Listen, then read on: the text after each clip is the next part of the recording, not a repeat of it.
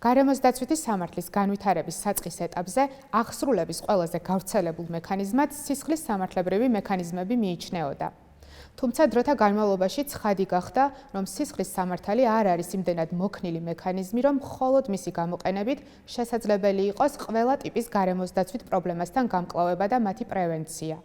სწორედ ამიტომ თანამედროვე გარემოს დაცვითი სამართლის აღსრულების სისტემა სხვადასხვა ინსტრუმენტისგან შედგება. პირამიდის ძირში განთავსებულია საზოგადოების ცნობიერების ამაღლების მექანიზმი.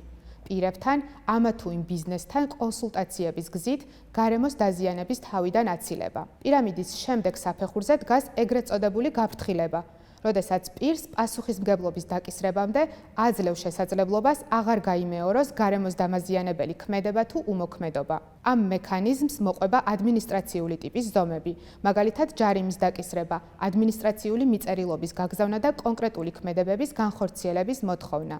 სისხლის სამართალი ერთ-ერთ უკიდურეს საშუალებად მიიჩნევა, რომელიც მაგალითად გარემოსთვის მნიშვნელოვანი ზიანის მიყენების შემთხვევებში გამოიყენება. რეგულირების ყველაზე მკაცრ მექანიზმად კი კომპანიებისთვის მათი საქმიანობის შეჩერება და შეწყვეტაა, ვინაიდან ისინი სწორედ ამგვარად განიცდიან ყველაზე დიდ ეკონომიკურ დარტყმას.